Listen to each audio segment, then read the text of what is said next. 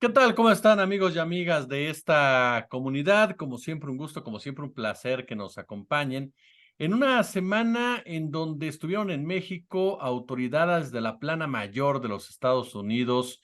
Algunos consideramos de forma socarrona los halcones de Washington. Se presentaron en Palacio Nacional, encabezados por Anthony Blinken, secretario de Estado, también el fiscal de la Unión Americana, el secretario de Seguridad y la principal asesora de Joe Biden en materia de seguridad.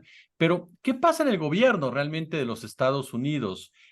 ¿Tiene la autoridad para seguir siendo el policía del mundo? ¿Por qué se asume muchas veces con esa postura de poder dar consejos y recomendaciones en temas como, por ejemplo, la guerra en contra del narcotráfico, una guerra intervencionista que ellos mismos crearon? En fin, vamos a profundizar con un gran periodista que ustedes saben que en lo personal aprecio y admiro muchísimo. Miquel Cor-Hatbar, ¿cómo estás?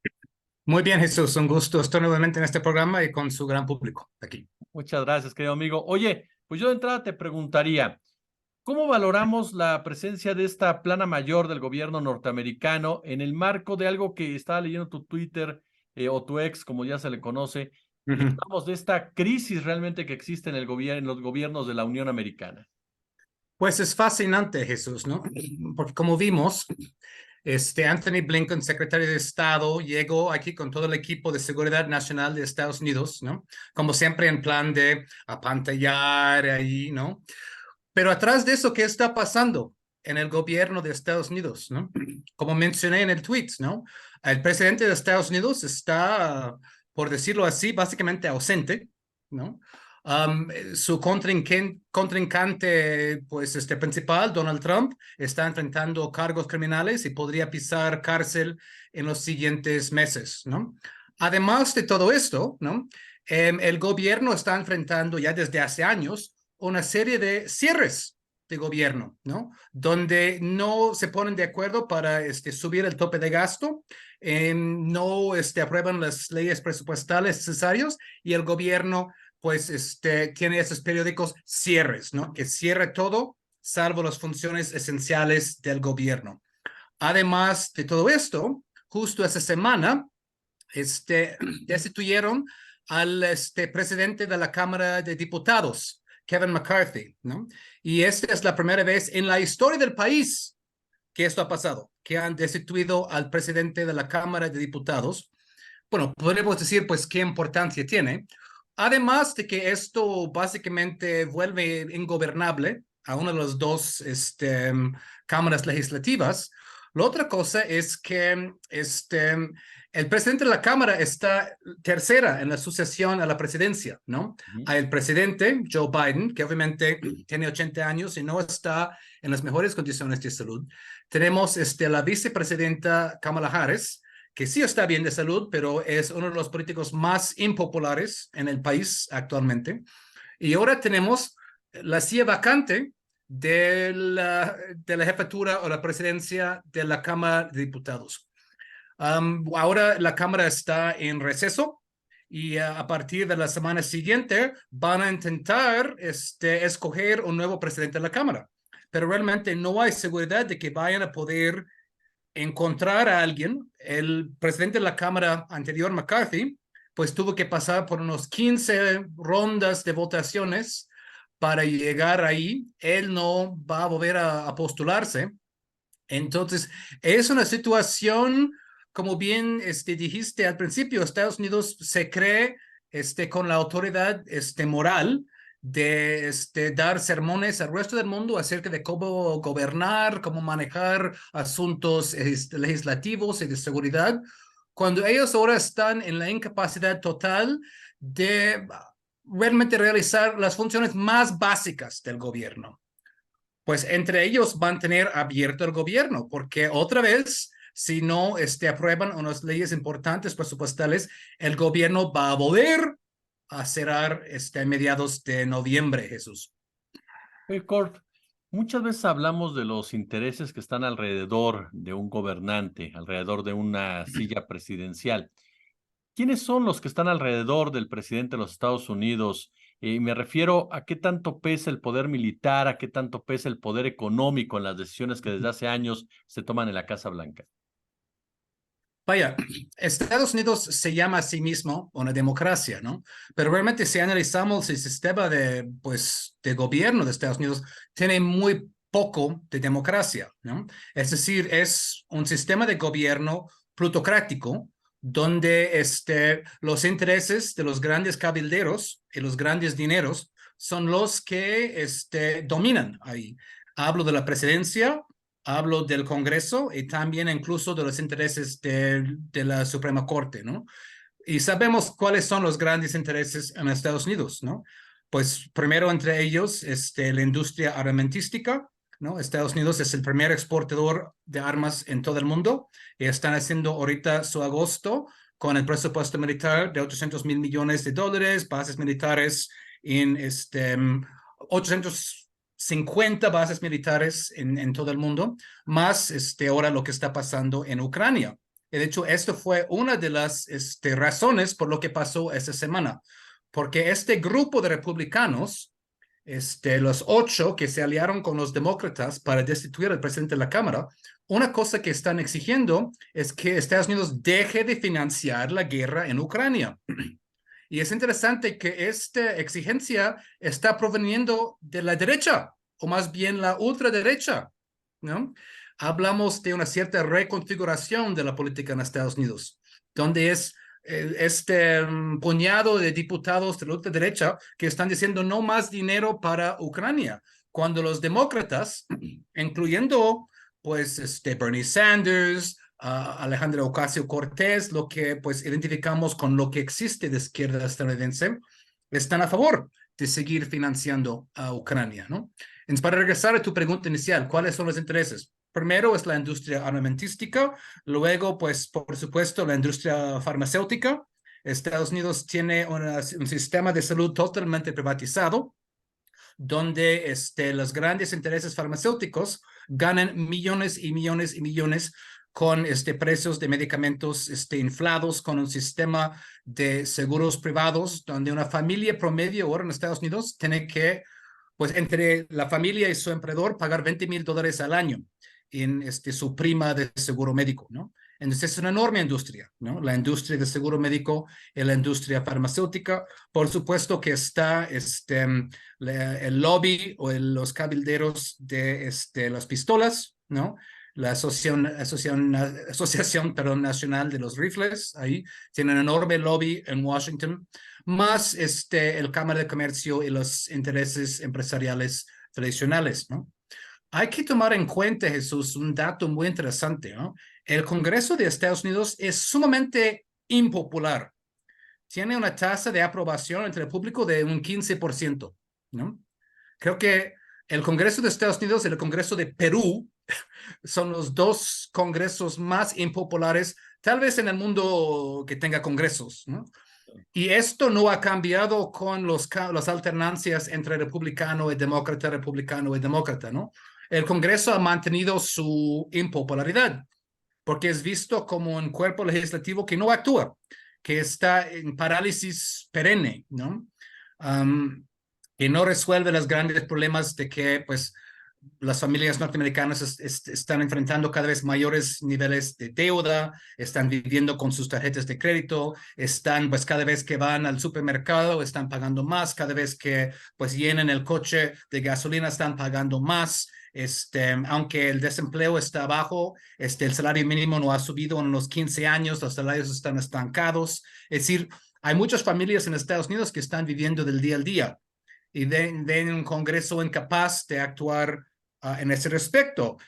Entonces, ¿qué pasa? Si tienes toda esta tensión y frustración, ¿no? O va a salir por la izquierda o va a salir por la derecha, ¿no?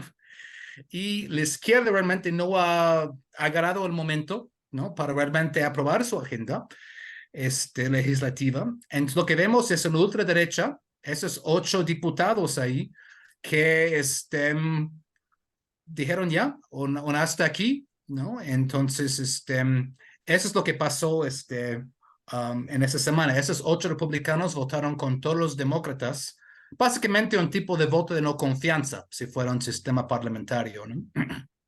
Oye, Cort, muchos crecimos con esta narrativa creada perfectamente como un film hollywoodense Ujú. Y Estados Unidos era el lugar, era un paraíso. Era el lugar en donde todos tenían posibilidades de crecer, de desarrollarse, en donde la meritocracia era una realidad. Pero, ¿qué pasa con el tema de la pobreza y la desigualdad en los Estados Unidos? ¿Qué tan problemático es estos rubros el día de hoy? Pues es sumamente problemático, ¿no? Un dato que Mario Campa sacó hace un par de semanas, ¿no? El economista, y que el coeficiente Gini, ahí que mide la desigualdad de un país, en Estados Unidos ahora creo que es 0,0488 por ahí, ¿no? Es decir, más alto que México, ¿no? Es decir, Estados Unidos ha rebasado a México en cuanto a desigualdad entre los ultra ricos, ¿no? El 1% ahí o menos que tiene la mitad de la riqueza del país, y una clase media estancada, y obviamente una clase de pobreza que están viviendo en la marginalidad total. Basta ir a efectivamente cualquier ciudad de Estados Unidos para ver la cantidad de personas que están viviendo o drogados o en situación de calle, obviamente por razones que están casi siempre fuera de sus manos, ¿no? Personas que tienen que vivir en sus coches o en los estacionamientos de los Walmart porque no pueden ya alcanzar a pagar una renta, mucho menos una hipoteca por la inflación en los precios de las casas, ni hablar de las rentas y el asunto de la gentrificación, en una situación de estancamiento de salarios. Entonces, el gobierno de Biden se está jactando de los buenos números económicos en el término macro, pero las familias en el término, pues a nivel micro, no están sintiendo estos buenos números, precisamente porque hay una muy mala distribución o redistribución de la riqueza, ¿no? Um, Siempre los ricos, pues en Estados Unidos, pues han tenido pues una carga muy leve de impuestos comparados con Europa, ¿no? Por ejemplo. Pero ahora con este recorte de impuestos a los más ricos de Trump, ahora pues la situación es incluso más desigual, ¿no? Y ahora pues es una situación para muchos muy crítico, ¿no? Y hay gente que ve que Estados Unidos está financiando a Ucrania, mandando armamento, mandando financiamiento, ¿no? Ahí, ¿no? Hay incluso republicanos que quieren ahora bombardear a México, ¿no? Y están, pues, ni hablar de la situación de China y las provocaciones que están en Taiwán, ¿no? Mientras que se sienten que dentro del país sus propias perspectivas están colapsando en muchos casos, ¿no? Oye, Estados Unidos, como ahorita mencionaba, están colapsando desde adentro. El coletazo, cómo lo vislumbras? ¿Cómo vislumbras ese coletazo? Porque a final de cuentas la historia nos enseña que los grandes imperios que han dominado la humanidad no han caído, digámoslo así, por la buena, Ujú. han caído en enfrentamientos bélicos. Incluso el propio Estados Unidos, para colocarse como el imperio que es hoy en día, tuvo que librar una guerra o se tuvo que generar una guerra Claro. en Europa. ¿Tú cómo vislumbras ese coletazo en torno precisamente a la influencia del predominio de Estados Unidos en el mundo? Bueno, en el mejor de los casos, ¿no? Habría pues un entendimiento por parte de la clase gobernante estadounidense que ahora pues esta fase de los años 90 hasta ahora ha terminado, ¿no? En gran parte por culpa de Estados Unidos, por mal gestionar este poder que tenía como el único superpoder en esa generación. Este periodo ha terminado y hay que aceptar ahora que pues estamos viviendo en un mundo de creciente multipolaridad, ¿no? Con obviamente el aumento, el alce de BRICS, ¿no? Con China, ¿no? Y India, es decir, todas las dinámicas ahí. Rusia pensaban que iban a arruinar a Rusia a través de lo que está pasando en Ucrania. Realmente, pues el país que más está resintiendo los efectos es Alemania, ¿no? Es decir, que se está desindustrializando porque ya no puede conseguir energéticos ahí de Rusia como antes, y Estados Unidos explotó este oleoducto del Nord Stream, aunque no lo admiten, ¿no? Entonces, este periodo ha terminado En el mejor de los casos entenderían eso y harían los ajustes necesarios a su política exterior. Lamentablemente no veo que eso está pasando. Justo el secretario de Estado, Anthony Blinken, que llegó a México ayer, Blinken nunca ha visto una guerra que no le haya gustado, ¿no? Blinken estuvo a favor de la guerra contra Irak, de las intervenciones en Siria, en Libia, ¿no? Blinken, aunque sea un demócrata, ha tenido una política exterior igual o más bélico que cualquier republicano. Es decir, es una política exterior que es igual entre el bipartidismo, ¿no? Y es muy peligroso porque en Ucrania están ahora llevando armamentos que dijeron que no iban a exportar por el riesgo a desencadenar una guerra mundial, y ahora lo están haciendo. Y ahora están exportando armamento a Taiwán también, porque quieren calentar ahí la situación en el Pacífico, ¿no? Tenemos esta jefa ahí del Comando Sur que ha paseado por Sudamérica diciendo que hay que tener los ojos sobre los recursos en América Latina porque si nosotros no los agarramos, pues China lo va a hacer. A manera de resumen, es el viejo de Estados Unidos de siempre. Y no veo que se estén ajustando a las nuevas realidades. Siguen jugando el juego como si fuera 1990, 95, ¿no? Y no 2023. Y eso está conduciendo a una situación muy inestable. Porque, ¿qué pasa? Van a estar financiando una guerra en Europa, haciendo una guerra en el Pacífico, dos guerras al mismo tiempo, a la vez que no pueden gestionar su gobernabilidad interior. Parece que varios factores están conduciendo hacia un cierto tipo de tormenta perfecta, ¿no? Va a haber cierres periódicos de gobierno, pues 33 trillones de deuda, ¿no? Es un país increíblemente endeudada, ¿no? Entonces, como decimos en inglés, something has to give, ¿no? Algo tiene que cederse si hay todas esas tensiones ahí acumulados en el sistema. ¿Qué va a hacer? ¿No? Esa es la pregunta y el gran peligro, porque si Estados Unidos como explota hacia afuera, ese es un problema, pero también si involuciona hacia adentro, es un problema. Claro. Es decir, ¿cómo cómo se maneja el asunto de que Estados Unidos deje de ser pues un superpoder ahí en sus ojos todopoderosos sin crear un conflicto realmente cataclísmico, ¿no? Finalmente, Kurt, no puedo dejar de aprovechar la oportunidad de tenerte para preguntarte. El presidente López Obrador habló de estas declaraciones, señalamientos que se han estado dando entre algunos de los suspirantes a ser el candidato presidencial republicano, de intervenir en México o invadir México si el próximo gobierno, caso concreto Claudia Sheinbaum, no coopera con ellos en el combate al narcotráfico. ¿Cómo evaluamos este tipo de discurso? ¿Realmente se prepararía una invasión en México o es este asunto electoral que les ha sido tan redituable muchas veces a estos grupos? Sí, tengo un artículo acerca de eso en Jacobin que va a salir en esos días. Yo creo que mucho de eso es electorero, ¿no? Es una retórica electorera porque estamos en Estados Unidos, están en esta época de las pre-campañas, ¿no? Y en las pre-campañas, en las elecciones primarias, tienen que conseguir el voto de sus bases mayormente, ¿no? En este caso, los republicanos, el voto de su base dura de derechas, ¿no? Y esta es una base, pues, muy xenófoba, pues con bastante racismo, ¿no?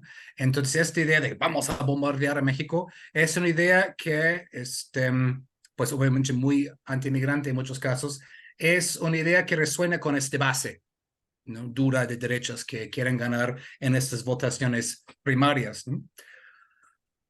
Y también yo creo, porque no podemos dejar de lado que va a ser también un año electoral en México, esos tipos de amenazas son diseñadas para influir en la política mexicana, ¿no? Aunque nunca se realicen, la idea es influir, amedrentar, hacer que México acate la política exterior que quiere a Estados Unidos a través de la amenaza, aunque sea puro bluff, al estilo del póker, aunque sea puro bluff, intentar amenazar para conseguir lo que quieren de México a lo barato, ¿no? Sin una intervención física, ¿no? Eso dicho, ¿no? Que veo una invasión, un bombardeo poco probable. Esto dicho, hemos visto en otros casos cosas que pensábamos poco probables acerca de la política exterior estadounidense, que luego, por este gran lobby ahí, por este gran complejo militar industrial, ¿no? Académico, cosas que parecían muy poco probables, que luego llegaron a pasar, ¿no? ¿Quién hubiera pensado cuando Richard Nixon ganó la presidencia, que iba a bombardear Camboya y Laos, ¿no? Que no eran combatientes en este momento, ¿no? Parecía una cosa de locos, pero Nixon lo hizo, ¿no? ¿Quién pensó cuando ganó Reagan que iba a realizar una guerra de guerrilla en Centroamérica contra Nicaragua usando un grupo paramilitar que entrenó y financió desde Honduras? Pero pasó, ¿no? Es decir, aunque creo muy poco probable algo así en contra México, con el grado de inestabilidad que existe en Estados Unidos ahora, que acabamos de platicar, no podemos descartarlo del todo, ¿no? Aunque piense que es en gran parte un bluff, un blofeo, ¿no? Porque vaya, el mismo Trump ahora ha dicho que quiere usar las fuerzas especiales contra México. Ron DeSantis, otro candidato, dice, en mi primer día mandaré las tropas, ¿no? Y está como, ¿no? Dicen hombres ridículos, ¿no? Pero Estados Unidos es un país ridículo y letal en términos de política exterior. Entonces, más hay que tener cuidado con ellos, ¿no? Mi querido y admirado Kurt Harvard, de verdad, siempre es un deleite platicar contigo y escucharte. Gracias, Jesús. Gracias por el espacio.